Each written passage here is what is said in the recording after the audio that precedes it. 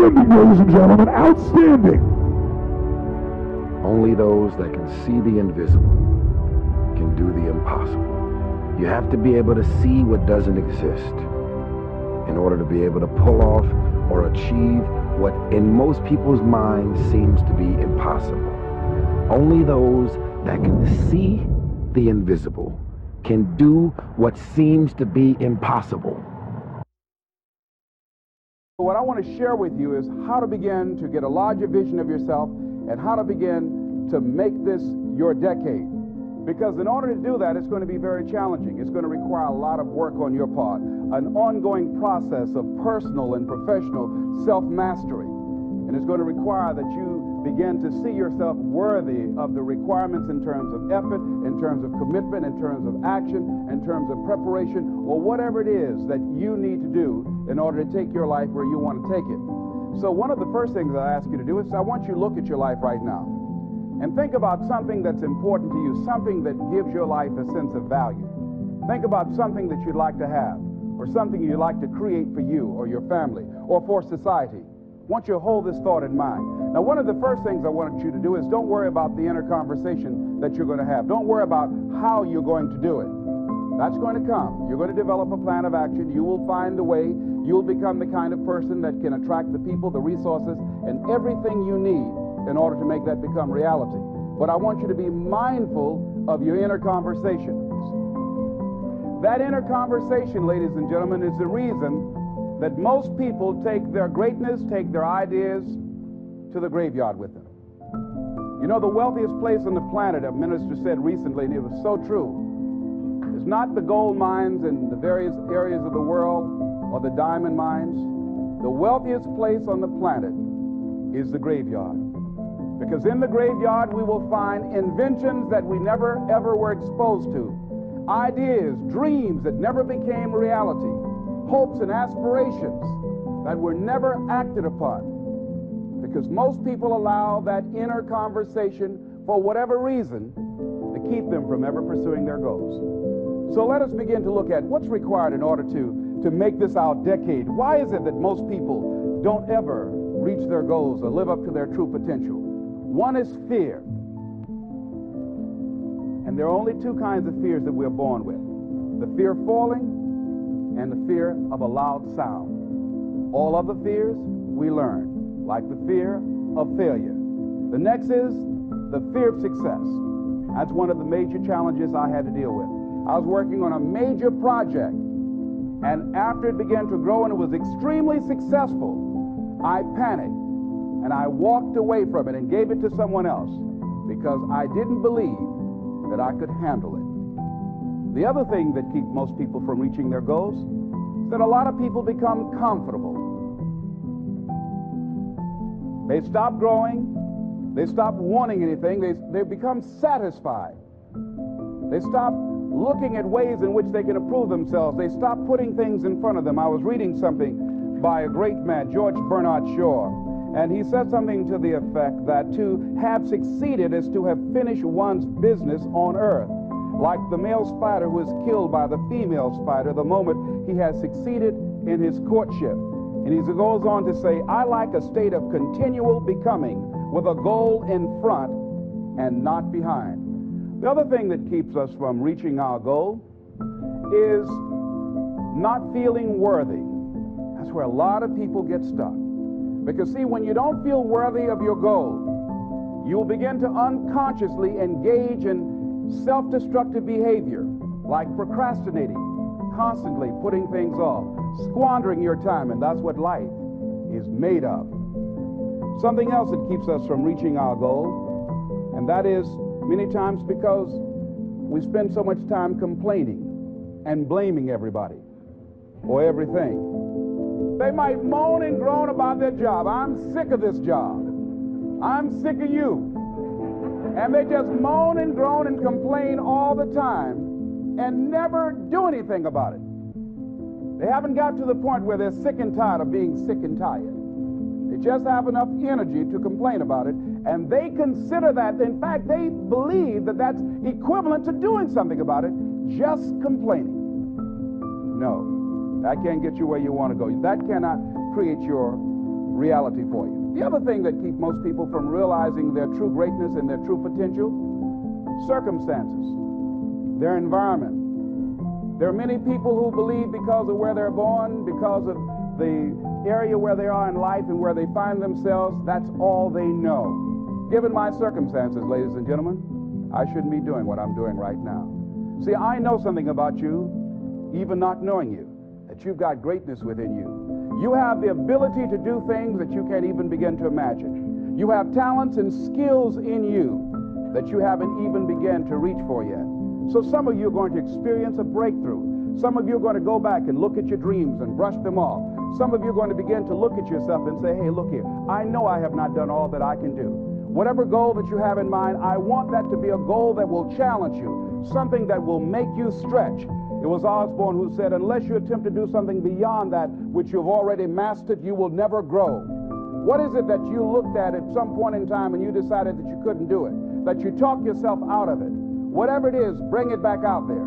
How are you going to do it? That will come to you in due time. See, you don't get in life what you want, ladies and gentlemen. You get in life what you are, not what you want.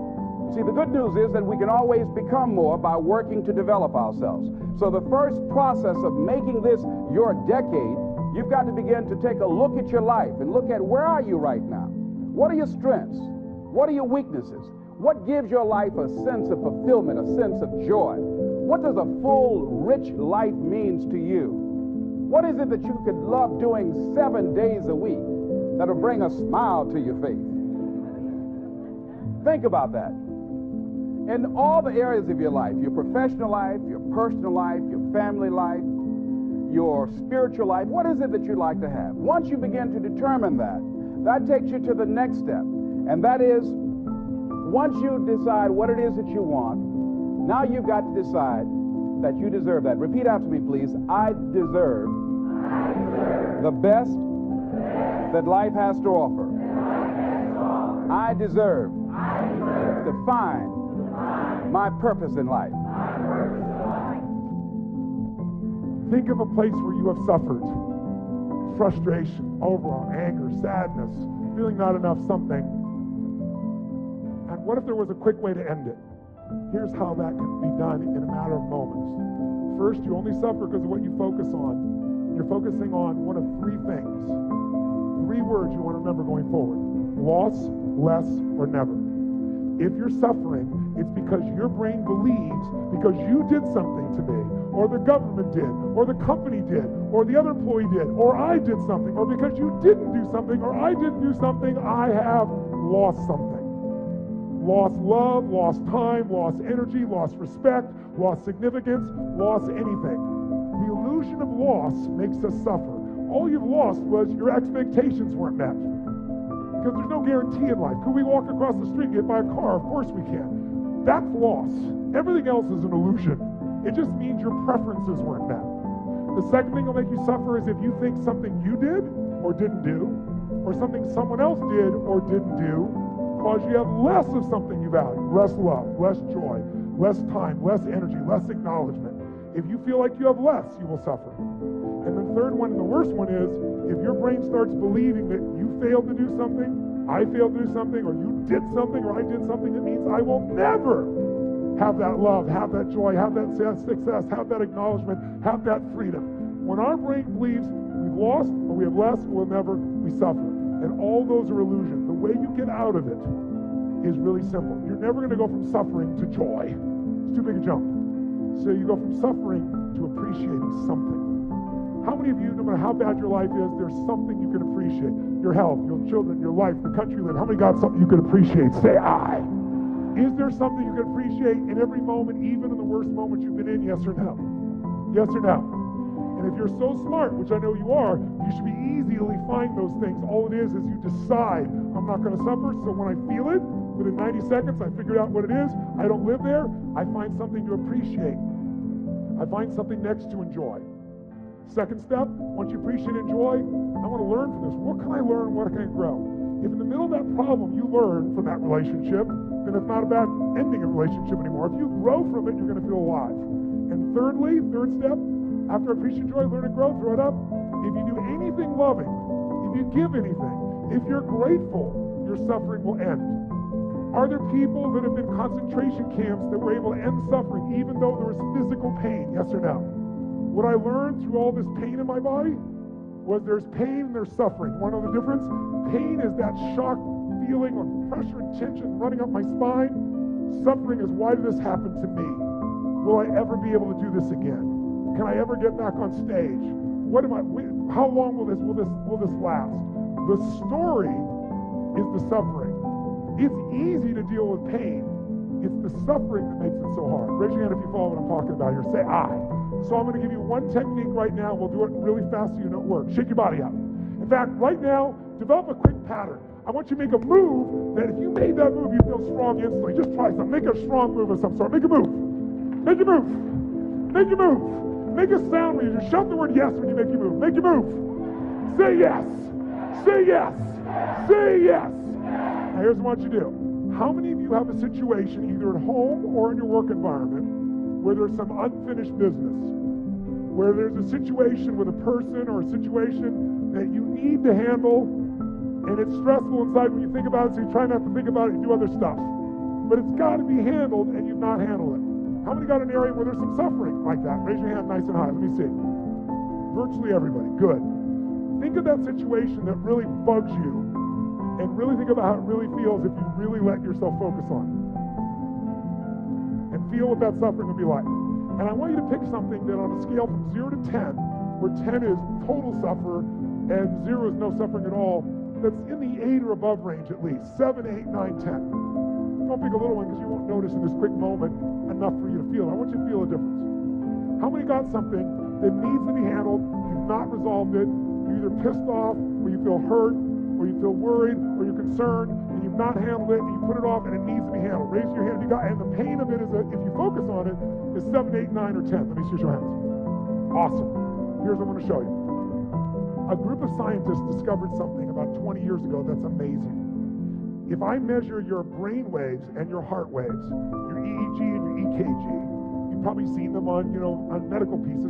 They look very jagged when you're stressed. They don't look anything alike. Your brain waves and your heart waves. But if all you do is put both your hands on your heart, try it now, and you physically feel your heart. See the example I'm giving you? So this is frustration. You can see they look nothing like each other.